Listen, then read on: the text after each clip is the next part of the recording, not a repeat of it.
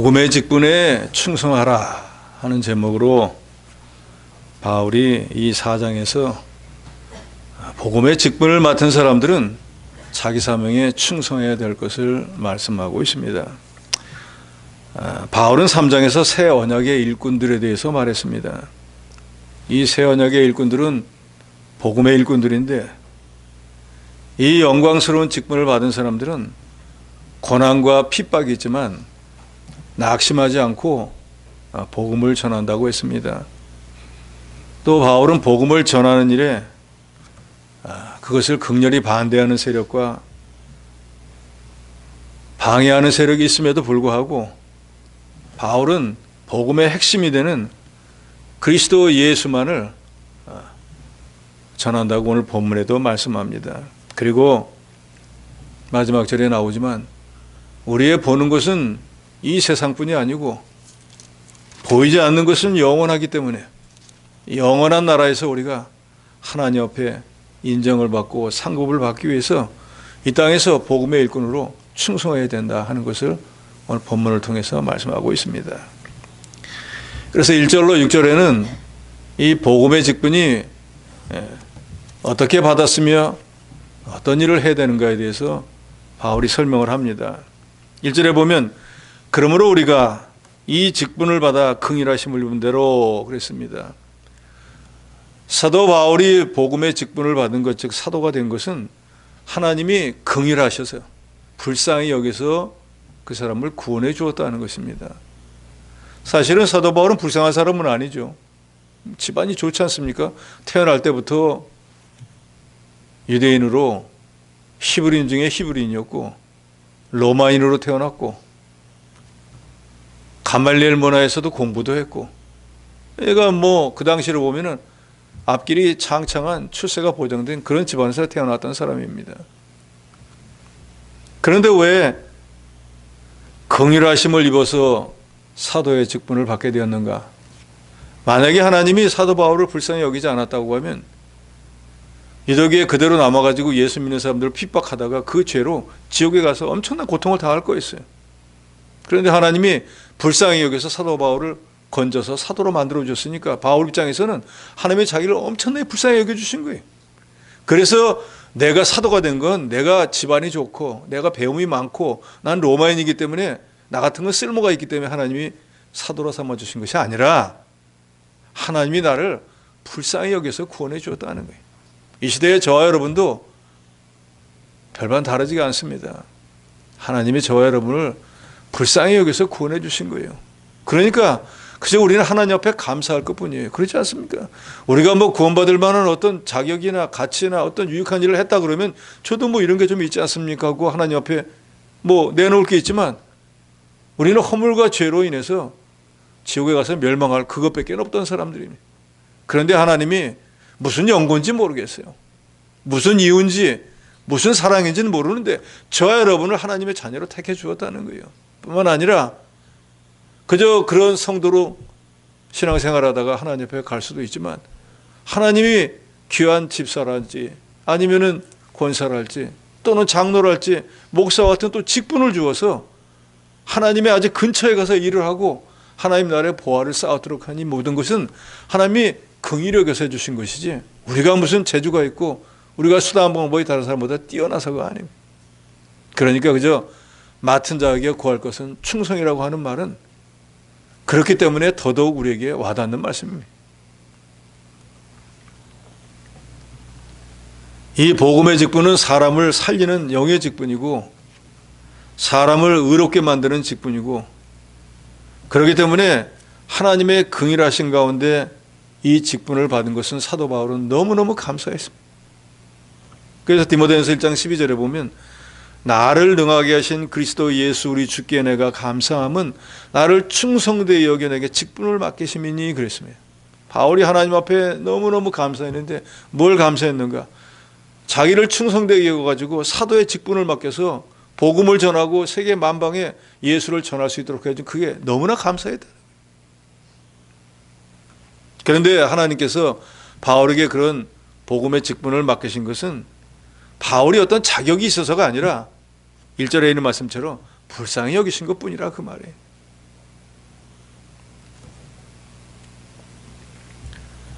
그렇기 때문에 불쌍히 여겨서 하나님의 은혜로 구원받고 하나님의 은혜로 여러 가지 능력과 여러 가지 은사를 받아가지고 주의 일을 감당할 수 있었던 사도 바울은 불쌍히 여기시는 주님의 은혜면 무엇이든지 다 할 수 있다는 믿음을 갖고 있었습니다. 그래서 1절 하반절에 보면은 긍휼하심을 입은 대로 낙심하지 않는다 그랬습니다. 나는 영원히 멸망받아 지옥에 갈 사람이어서 도저히 천국은 생각도 엄두도 못 내던 사람인데 불쌍하다. 여기고 하나님이 구원해 준 그 하나님이 내가 하나님의 일을 하다가 여러 가지 어렵고 힘든 일을 당하면 지옥에 갈 사람도 불쌍해서 구원해 주었는데 내가 주의 일을 하다 어려움을 당했는데 하나님이 능력으로 구원해 주지 않겠느냐 그 말입니다. 바울은 하나님의 일은 하나님이 하신다고 믿었고 저와 여러분도 그렇게 믿으셔야 됩니다. 내가 하나님의 일을 하는 게 아니라 나는 하나님의 일에 수종드는 것뿐이에요. 쓰임 받는 것뿐이고 그 일은 나를 통해서 하나님이 하시는 거예요. 그래서 우리의 모든 목적은 하나님께만, 하나님의 일만, 하나님의 교회만 잘 되면 되는 거예요. 그런데 잘못 깨달은 사람들이 하나님의 일을 하면서도 자기 이름을 드러내고 자기 권세를 누리고 자기가 영광을 받으려 하기 때문에 그런 것들이 문제가 되는 것이지, 우리를 불쌍하게 했는데 우리가 얼마나 불쌍한 존재예요. 하루살이라도 눌려 죽는다 그러잖아요. 하나님 우리 생명 호흡을 멈추면 즉시로 우리는 세상을 떠나야 돼요. 하루 동안에도 우리가 무슨 일을 만날지 어떤 일을 당할지 저 여러분은 전혀 모릅니다. 이 거룩한 예배가 끝나고 천국에 가 될지 누가 알겠어요.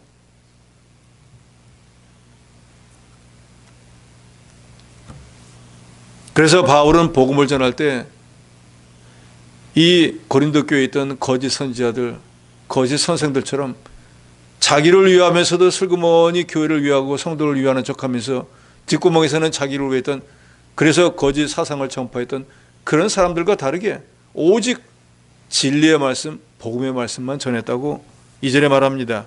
이에 숨은 부끄러움의 일을 버리고 속임으로 행하지 않고 하나님의 말씀을 혼잡하게 하지 않고 오직 진리를 나타내므로 하나님 앞에서 각 사람의 양심에 대하여 스스로 추천하노라 그랬습니다. 바울은 복음을 전할 때 복음 그 자체, 즉 예수 그리스도만 전했다는 거예요. 예수님의 대속의 죽음과 부활만 전했습니다. 그게 바로 복음의 핵심이거든요. 이 사실은 고린도 교인들도 잘 알고 있는 거기 때문에, 잘 안다는 건 뭐예요? 사도 바울이 1년 6개월 동안 고린도 교회에서 가르친 것이 바로 예수님의 십자가와 부활이었거든요. 그래서 그 2절 하반절에 하나님 앞에서 각 사람의 양심에 대하여 스스로 추천하라 하는 말은 모든 사람의 양심 앞에서 내가 내 자신을 떳떳하게 내세울 수 있다 그 말이에요. 즉 나는 하나님의 말씀에 저촉되는 거 전한 적도 없고 내 생각을 전한 적도 없고 그저 예수 그리스도의 십자가와 부활만 전했기 때문에 지금 고린도 교회에서 문제를 일으키는 그런 사람들과는 전혀 다른 하나님 말씀만 순수한 복음만 전했기 때문에 나는 하나님 앞에서 또 너희 고린도 교인들 앞에서 난 떳떳하다라고 말하고 있는 거예요. 복음의 직분을 맡은 사람은, 또 복음을 전하는 사람은 과거 숨은 부끄러움의 일, 공동번역에서는 드러내지 못할 창피한 일이라고 했습니다. 그러니까 과거에는 예수 믿기 이전에, 예수를 영접하기 전에 했던 그런 일 얘기하기도 창피하잖아요. 그러니까 그런 거 이제는 더 이상 행하지 않고 예수를 믿고 난 뒤에도 여전히 그 일을 한다고 하면 그건 믿는 사람이 아니지 않습니까? 술 먹고 담배를 피웠다. 믿기 전에는 할 수 있죠. 그러나 믿고 난 뒤에는 믿는 사람에게 유익이 되지 못하고 성도에게 유익이 되지 못하니까 버려야죠. 그거는. 여전히 그러고 있으면서 복음을 전하고 예수 믿으세요 하면은 오히려 복음의 문을 가리게 되는 것입니다. 또 속임으로 행하지도 말아야 되고 하나님의 말씀을 혼잡게 하지도 말아야 됩니다. 하나님의 말씀을 혼잡하게 한다는 것은 마치 약에다가 어떤 다른 걸 섞어가지고 약의 질을 떨어뜨리는 것과 같아요. 순수한 복음에는 아무것도 보탤 필요가 없습니다. 예수님의 십자가와 부활만 전하면 되는 거예요. 우리가 늘 들은 얘기지만 복음은 예수 그리스도이고 복음 자체가 생명이에요. 왜요? 그 복음을 믿으면 죽은 자가 살아나거든요. 그래서 우리가 생명의 복음이라고 하잖아요. 그래서 이 복음 자체에 생명이 있습니다. 믿는 자는 죽은 영혼으로 다시 살리는 생명의 능력이 있다 그 말이에요. 그런데 이 복음에 만약에 무언가 조금이라도 보태거나 빼면은 생명이 죽습니다. 그래서 마치 예를 들어서 이게 어떤 종자의 씨앗인데 이게 길쭉하게 생겨서 좀 마음에 안 들어갖고 절반을 딱 나눠버렸다. 그러면 나누는 건 사람 마음이지만 씨는 죽어버려가지고 심어도 나지 않는 것처럼 우리가 전하는 모든 복음의 말씀도 말씀 그대로 전해야지. 이걸 조금 더 보태면 더 좋겠다. 이걸 빼는 게 좋겠다 해서 빼거나 넣으면은 오히려 요한계시록에 나오지 않습니까? 그 일을 한 사람이 그대로 그 벌을 받게 되어 있습니다. 그리고 그것은 복음이 안 되고 세상 말로 지가 복음이에요. 지가 전한 복음이 되는 거예요. 바울은 그걸 말합니다. 그런데 고린도 교회 안에는 거짓 속임수와 자기 유익을 위해서 말씀을 혼잡케 하는 그런 교훈들이 있었는데 나중에 사도 바울이 그런 말 하지만 그런 사람들의 말은 그렇게 잘 따라가고 순수한 복음은 왜 받지를 않고 그걸 멸시하고 무시하느냐고 책망합니다. 이 시대도 마찬가지잖아요. 죄를 성수하세요. 온전한 11조 생활하시오. 죄를 회개해야 됩니다. 다 싫어합니다. 그러잖아요. 누구나 할 것도 없어요. 직급에 상관없이 다 싫어합니다. 인상 다 찌푸린다. 복 받습니다. 복 받기를 축원합니다. 이리이리 하면 복이 됩니다 하는 복 얘기만 하면 뭐 입이 떡 벌어져서 좋아.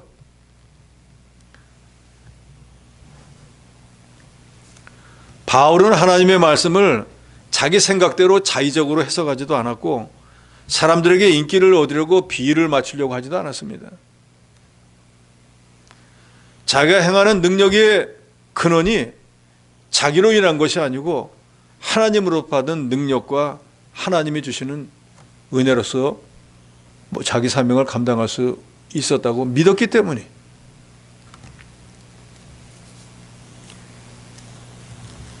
3절에 보면 만일 우리 복음이 가리웠으면 망하는 자들에게 가리워진 것이라 그랬습니다. 망하는 자들에게 즉 택함 받지 못한 불신자들에게는 복음은 가리워져 있습니다. 그래서 우리가 길에서 전도하잖아요. 예수 믿으세요. 예수 믿고 천국 가세요. 아무리 얘기해도 불신자에게는 그 말이 들어오지가 않습니다. 귀찮은 거예요. 이 사람들 길에서 왜 쓸데없이 남한테 이런 얘기 저런 얘기 하는 거야. 자기나 천국 많이 가지. 자기나 천국 많이 가지라고 그렇게 하나님이 그 길을 막아버리는 거예요. 그러니까 그게 불쌍하다 그 말이에요. 뭔가 말씀을 들었을 때 그 말이 그런가 하고 깨달아져야 되는데 말씀이 안 들리는 거예요. 그러니 이게 얼마나 답답한 일이에요. 여러분도 한번 생각해 보세요. 지금 설교 말씀을 듣는데 저게 뭔 소리야 도대체. 뭐라는 거야. 이해가 안 되면은 시간은 가는데 말씀은 내내 듣는데 뭔지를 모르겠다. 얼마나 답답하겠어요. 그러잖아요. 들으러 안 왔으면 모르는데 들으러 왔는데 뭔 소리인지 모르겠는 거예요. 이것처럼 답답한 일이 어디 있겠냐 그 말이에요. 그런데 망하는 사람들에게는 망할 수밖에 없도록 하나님이 그 영안과 영적 귀를 다 막아버리신다 그 말이에요. 그래서 그 사람들이 망할 수밖에 없는 거예요.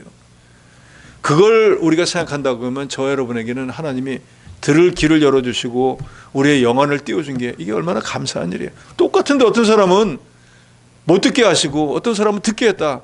우리가 바로 들을 수 있도록 하나님이 예정한 사람이고 볼 수 있도록 예정한 사람이니까 그걸 보고도 보지 못하고 듣고도 알지 못하는 사람이 되면 우리는 얼마나 복받은 사람이냐 그 말입니다. 이사야서 6장 9절로 10절에 보면 여호와께서 이르시되 가서 이 백성에 이르기를 너희가 듣기는 들어도 깨닫지 못할 것이요 보기는 보아도 알지 못하리라 하여 이 백성의 마음을 둔하게 하며 그들의 귀가 막히고 그들의 눈이 감기게 하라. 염려하건대 그들이 눈으로 보고 귀로 듣고 마음으로 깨닫고 다시 돌아와 고침을 받았고 하노라. 복음은 모든 사람들이 받아들이는 것이 아닙니다. 어떤 사람들은 받아들이지만 어떤 사람들은 받아들이지 않습니다. 그것은 하나님의 예정과 선택이 있기 때문이에요. 즉 어떤 사람은 택자로 예정이 되어 있고 어떤 사람은 불택자로 예정이 되기 때문에 불택자는 아무리 복음의 말씀을 전해도 듣지 않습니다. 집안에서도 그렇잖아요. 어머니가 그렇게 독실한데 자녀가 택함 받지 못하면 아들에게 아무리 복음을 전하고 손을 끌고 이번에 가자고 해도 절대로 안 믿고 세상 떠나지 않습니까? 그러니까 이게 참 한 집안에서도, 부부간에서도, 형제 자매간에서도 하나님이 택한 자만 구원받을 수 있다는 이 사실이 참 어찌 보면은 그래서 저와 여러분이 택함 받았다는 그 사실을 감사히 여기게 되는 거예요.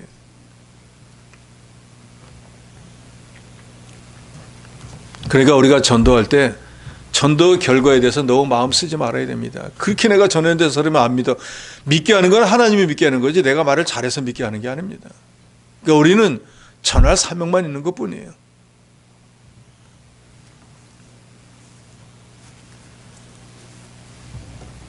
사절에 그 중에 이 세상의 신이 믿지 않는 자들의 마음을 혼미하게 하여 그리스도의 영광의 복음의 광채가 비치지 못하게 하느니 그리스도는 하나님의 형상이라. 같은 말이겠죠. 이 세상의 신이라고 하는 건 뭐예요? 마귀를 가리킵니다. 마귀가 역사해가지고 그 사람 믿지 못하도록 하는 거예요. 물론 마귀가 역사하지만 하나님이 불택자로 예정해 놓았으니까 마귀가 그 사람에게 역사하겠죠.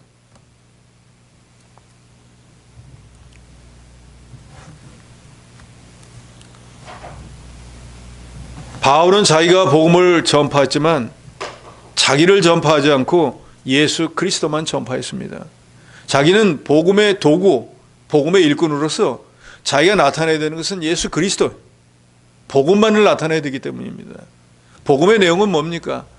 예수께서 하나님의 아들이시고 우리의 구주이시고 누구든지 그를 믿으면 죄사함과 의롭다 하심을 얻어서 구원과 영생을 얻는다. 그게 복음인 거예요. 더 자세하게는 우리가 날마다 예배를 드릴 때마다 외우는 사도신경에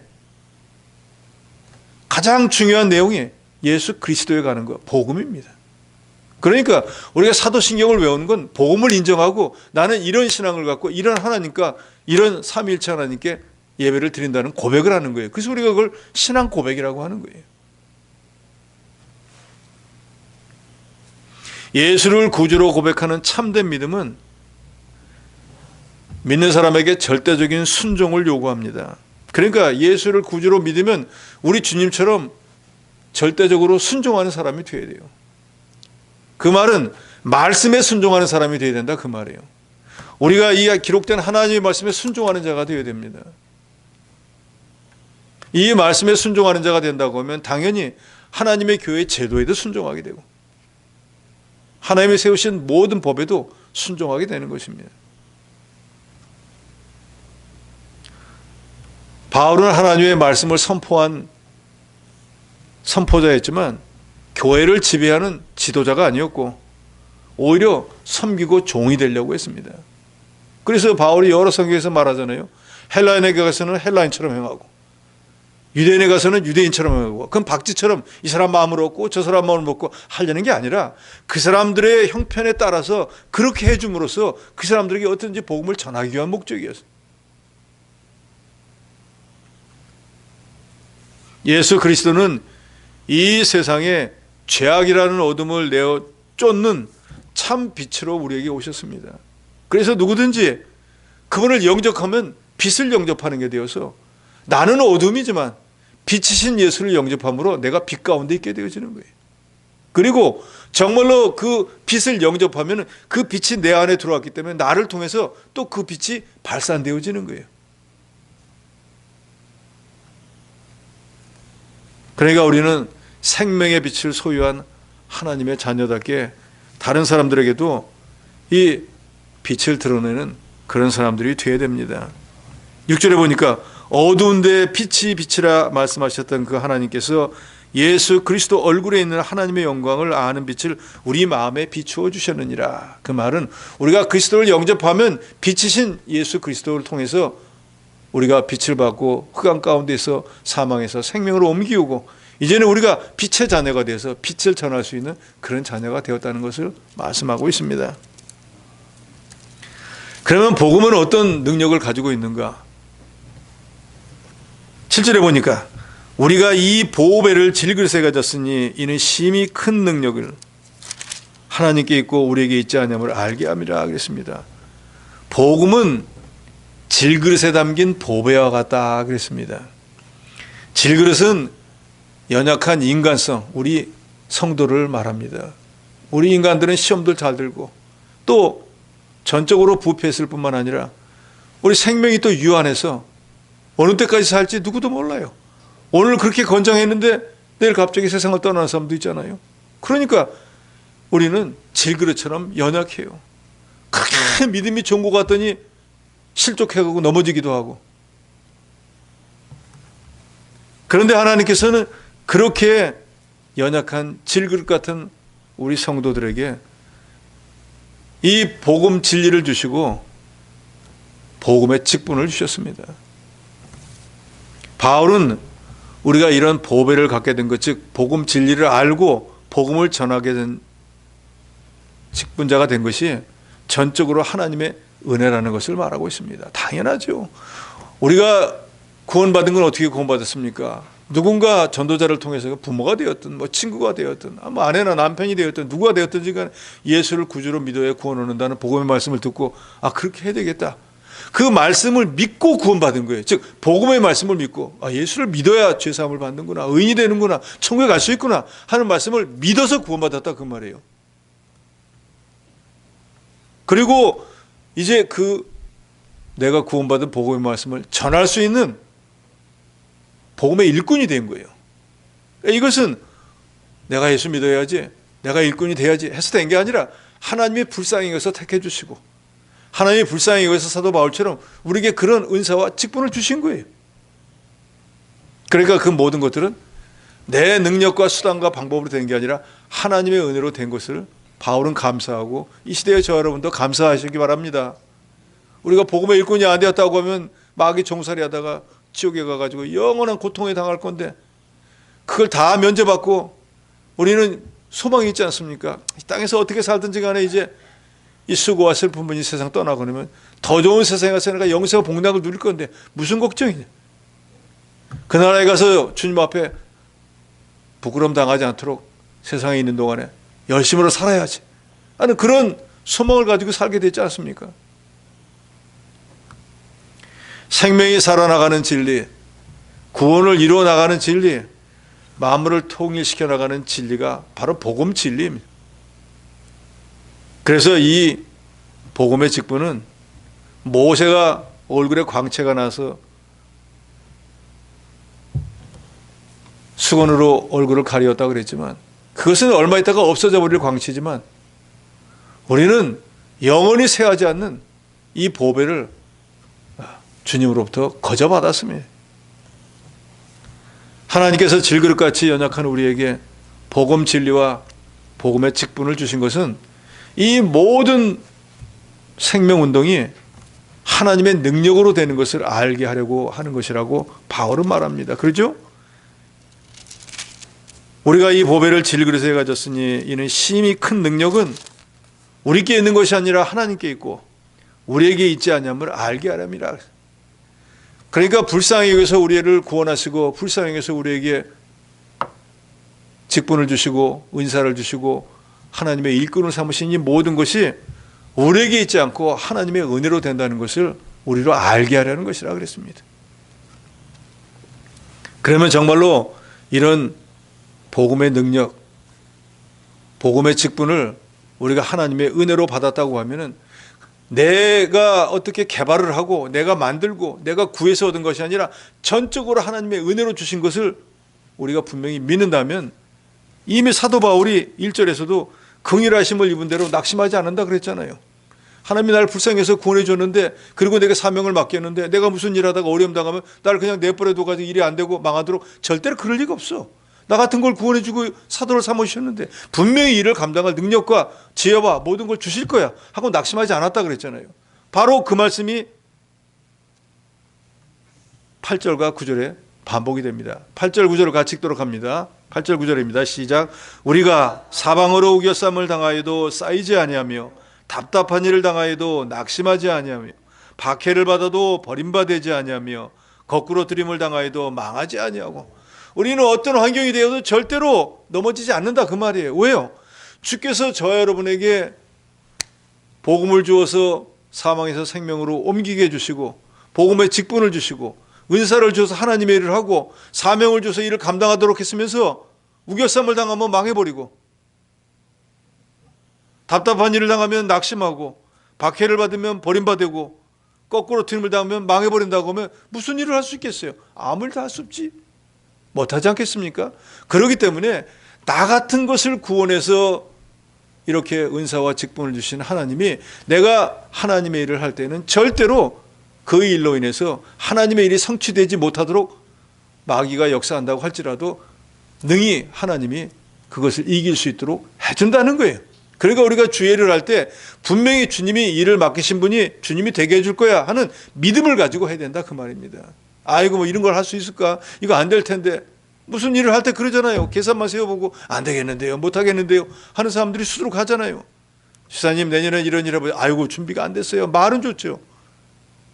그런데 이해해보겠습니다 라고 하면은 그때 하나님이 그 직분에 따른 은사를 주시는 거예요. 힘을 주시는 거예요. 능력을 주시는 거예요. 예레미야가 말씀하지 않습니까? 주님이 선지자로 쓰려고 하니까 저는 어린아이입니다. 아는 게 없습니다. 제가 어떻게 하나님의 일을 할 수 있겠습니까? 제가 어떻게 하나님의 수종을 줄 수 있습니까? 못합니다. 당연하죠.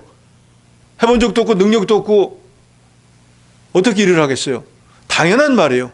그런데 하나님은 그때 뭐라고 합니까? 어린아이 하지 말라. 너 어린아이인 줄 내가 다 알고 부른 거야. 그러면 너는 내가 가라는 대로 가고 내가 말하는 걸 말하라. 그걸 할 수 있지 않습니까? 할 수 있습니까? 없습니까? 여기 가세요. 갈 수 있잖아요. 이 말 하세요. 할 수 있잖아요.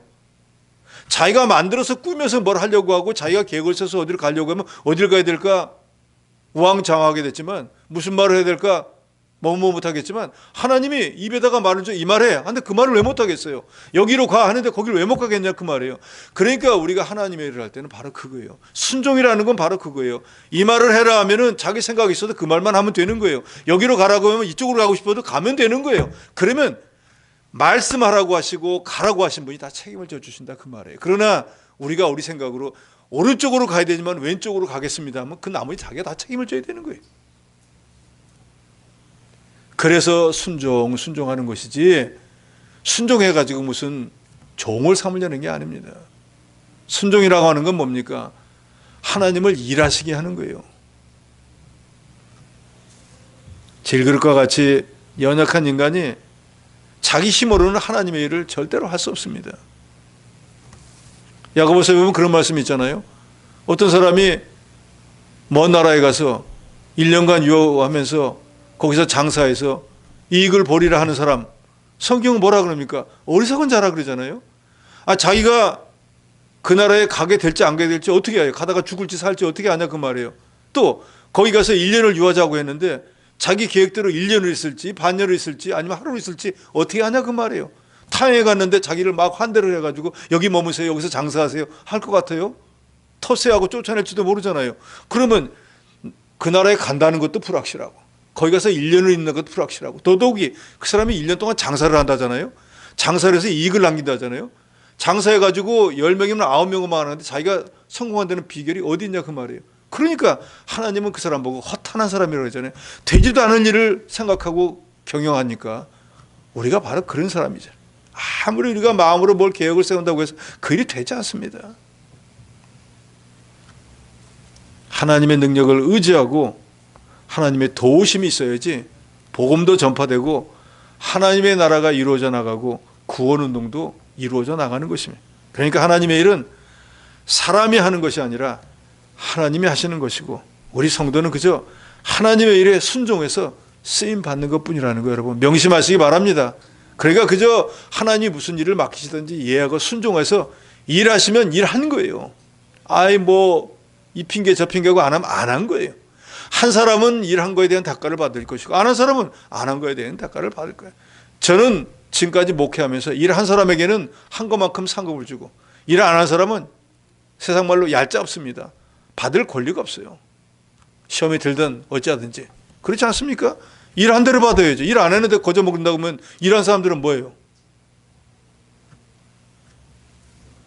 이 보배를 가진 사람, 즉 복음을 가지고 복음의 사역자는 세상에 감당하지 못하는 것을 8절 9절에 분명히 말하잖아요. 그러니까 저 여러분이 바로 복음을 받아서 복음의 일을 하고 있지 않습니까? 꼭 나가서 전도하는 사람만 복음의 일꾼이 아니에요. 하나님에 위해서 어떤 일을 맡아서 하든지 그게 예수를 위하는 일이잖아요. 이 교회는 뭡니까? 교회 자체가 예수님의 몸이잖아요. 그러니까 이 몸을 위하는 일, 청소와도 예수님이 몸을 닦아드리는 것 같은 거예요. 그러니까 그 일만 잘해도 하나님이 칭찬하십니다. 그리고 그 일을 잘 감당하려고 하면 여러 가지 어려움이 있어도 하나님이 그 어려움을 다 이기게 해주신다는 것을 바울은 여기 분명히 말씀하고 있습니다.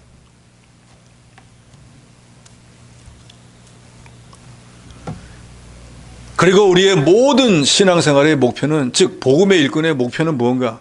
그거는 10절에 우리가 항상 예수의 죽음을 몸에 짊어지면 예수의 생명이 또 우리 몸에 나타나게 하렵니다. 우리 살아있는 자가 항상 예수를 위하여 죽음에 넘겨지면 예수의 생명이 또한 우리 죽을 육체에 나타나게 하렵니다. 즉 우리는 예수를 위해서 사는 거예요. 찬송의 몇 장인지 기억나는데 거기 나오죠. 예수를 위해 삽시다. 우리가 살아가는 목적이 뭔가? 예수를 위해서 살아야 된다 그 말이에요. 왜요? 예수님은 우리를 위해서 대신 죽어줬잖아요. 그러니까 우리도 정말로 그걸 깨닫는 사람이라면, 양심이 있다면 나를 위해서 죽어주셨으니까 나도 그분을 위해서 죽는 자리까지, 죽는 신용이라도 좀 해야 되지 않겠어요? 그게 은혜에 보답하는 거 아니겠냐 그 말이에요. 그러니까 이 교회의 머리가 되시고 이 교회는 예수님의 몸이 되니까 이 교회를 위해서 우리가 어찌하든지 내가 할 수 있는 뭔가를 해야 된다 그 말이에요.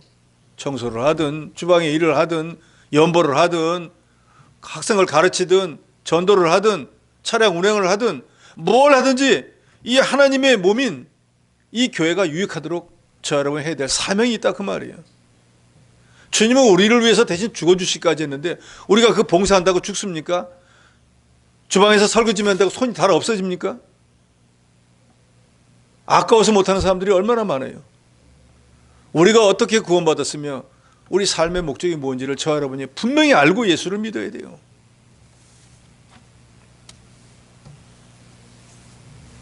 우리가 항상 예수의 죽음을 몸에 짊어진다는 건 나를 위해서 대신 죽어주신 그 주님의 은혜를 깨닫고 나도 그와 같은 삶을 살아야 된다는 걸 말하고 있습니다.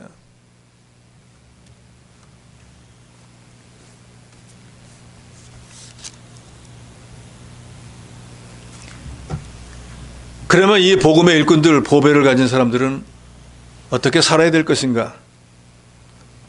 12절에 보니까 그런즉 사망은 우리 안에서 역사하고 생명은 너희 안에서 역사하느니라. 자기 십자가를 져야 된다 그 말이에요. 예수님이 이런 말씀을 하잖아요. 마태복음 10장 24절 25절에 보면 누구든지 나를 따라오려거든 자기를 부인하고 자기 십자가를 지고 나를 따를 것이니라. 누구든지 제 목숨을 구원하고자 하면 잃을 것이요 누구든지 나를 위하여 제 목숨을 잃으면 찾으리라. 바로 이 말씀이 12절에 있는 말씀이에요. 주를 위해서 죽도록 충성하면 죽는 게 아니라 살려주신다니까. 근데 자기만 살겠다고 발버둥치면 결국은 자기 생명을 잃게 된다는 거예요. 예수님은 그래서 너무너무 쉬운 말씀으로 우리가 제일 잘 아는 말씀 있잖아요. 마태복음 6장 몇 절이죠? 너희는 먼저 그의 나라와 그의 의를 구하라. 그러면 불신자들을 날마다 구하는 그것을 너에게 더해 주시리라. 그게 바로 뭐예요? 주를 위한 일을 먼저 하면, 주를 위해서 죽으면, 주를 위한 십자가를 지면 주님이 나머지 것은 대신해 준다는 거예요. 나는 주를 위해서 죽을 줄 알았더니, 주를 위해서 다 희생해서 없어진 줄 알았더니 나중에 보니까 몇 배나 곱절로 주시더라 그 말이에요. 이 원리를 깨닫고 하나님 앞에 드리는 걸 아까워하지 마셔야 돼요. 내 육신이 되었든 내 재능이 되었든 내 물질이 되었든 내 몸이 되었든 내 시간이 되었든 주를 위해서 드리는 걸 아까워하지 마세요. 그게 사는 길이라 그 말이에요. 자기만 위하면 그게 사는 길이 아니라 결국 죽는 길이라고 예수님께서 분명히 말씀했습니다. 그러면서 13절에 그런즉 기록된 바 내가 믿었으므로 말하였던 것 같이 우리가 같은 믿음의 마음을 가졌으니 우리도 믿었으므로 또한 말하노라. 이것은 시편 116편 10절에 다윗이 내가 크게 고통을 당하였다고 말할 때에도 나는 믿었도다. 내가 지금 엄청나게 고통을 당하지만 하나님이 나를 구원해 줄 거야 라고 다윗은 믿었다는 거예요. 하나님의 구원을. 그것처럼 사도 바울도 이 시대에 내가 어떤 고통 어떤 환난 가운데서도 나를 긍휼히 여기서 구원하신 하나님이 나를 이 환난과 고통 가운데서 건져주실 거야. 나 또한 그런 마음을 가지고 믿었다 그 말입니다. 그러면 저 여러분도 그와 같은 삶을 살아야죠. 우리 예수 믿는 사람들도 살면은 고통이 다 있어요. 어려움이 있습니다. 병도 들어요. 경제적 곤란도 와요. 세상 사람 당하는 거 다 당한다 그 말이에요. 그러나 우리를 긍휼히 여기서 구원하신 주님이 또한 임마누엘이 돼서 우리가 지금 함께 있다는 걸 또 여러분이 아셔야 된다 그 말이에요. 이전에는 우리가 하나님과 관계가 없었기 때문에 하나님 우리 곁에 계시지도 않았어요. 그렇지만 지금은 내가 병이 들어도 내가 어떤 일을 당해도 임마누엘의 뜻이 뭡니까? 하나님이 우리와 함께 계시다 그 말이에요. 내 눈에 보이지 않지만 주님이 지금 나와 계셔요. 내 형편처지를 다 아신다 그 말이에요. 나를 도와주시려고 손을 벌리고 기다리고 계셔요. 기도하면 주님이 들어주신다니까요. 과거와 현재, 예수 믿기 전과 예수 믿기 후에 다른 점 바로 이거인 거예요. 이제는 하나님의 보호를 받는 자가 됐어요. 과거에는 나 혼자였어요. 그러니까 이제는 우리가 하나님의 보호와 인도를 받는 자가 된 줄을 우리가 분명히 알고 어떤 어려움을 당해도 하나님이 건져주시는 믿음을 가지고 믿음으로 승리하는 저 여러분이 되어야 됩니다. 그러면서 14절에 주 예수를 다시 살리신 이가 예수와 함께 우리도 다시 살리사 너와 함께 그 앞에 서게 하실 줄 알아. 하나님이 예수 그리스도를 살리셨지 않습니까? 그러면 예수에게 붙어서 다시 살아나는 우리도 그와 같이 부활할 거예요. 15절에 이는 모든 것이 너희를 위함이니 많은 사람의 감사로 말미암아 은혜가 더하여 넘쳐 하나님께 영광을 돌리게 하랍니다. 우리의 신앙생활의 모든 목표는 예수를 잘 섬겨서 하나님께 영광을 돌리게 하기 위함. 그래서 우리가 잘 아는 것처럼 웨스트민스터 신앙고백서 제일 첫 본문답에도 사람의 제일 되는 본분이 무엇입니까? 라고 물을 때 뭐라고 대답을 하죠? 하나님을 영화롭게 하고 내가 그걸 좀 영화롭게 한 게 있으면 그걸 내가 하나님을 나 같은 것이 영화롭게 했네 하고 그걸 영원토록 기뻐하는 게 그게 사람의 본분이라는 거예요. 전도서에는 또 이것이 사람의 본분이라 하면서 솔로몬은 뭐라 그러죠? 여호와를 경외하고 그의 명령을 지킬지어다. 이것이 사람의 본분이니라. 다 똑같은 내용이에요. 결국은 하나님 말씀을 잘 지켜서 하나님께 영광을 돌리고 하나님을 기쁘시게 하는 것이 그게 우리 신앙생활의 목표가 되어야 돼요.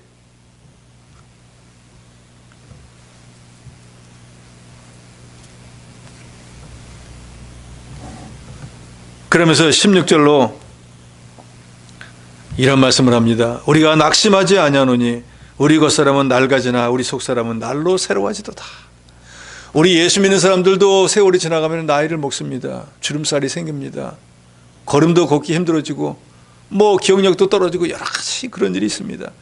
그런데 우리가 그런 것을 염려, 걱정, 근심하지 말아야 할 것은 우리 겉사람은 세상 불신자들과 똑같이 늙어가고 초라해지지만 말씀으로 구원받은 우리는 속사람은 날로 새로워진다는 거예요.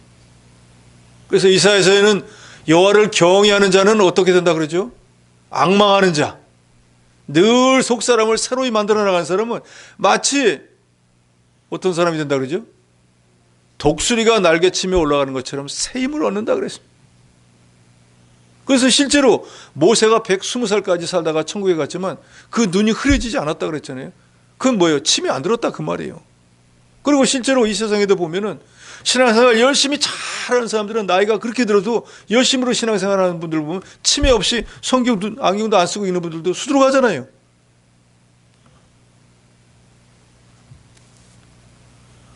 우리가 겉사람은 점점 낡아질지 모르지만 개역성경에는 후패하다 그랬잖아요. 우리 속사람은 날로 새로워질 수 있습니다. 또 새로워져야 됩니다.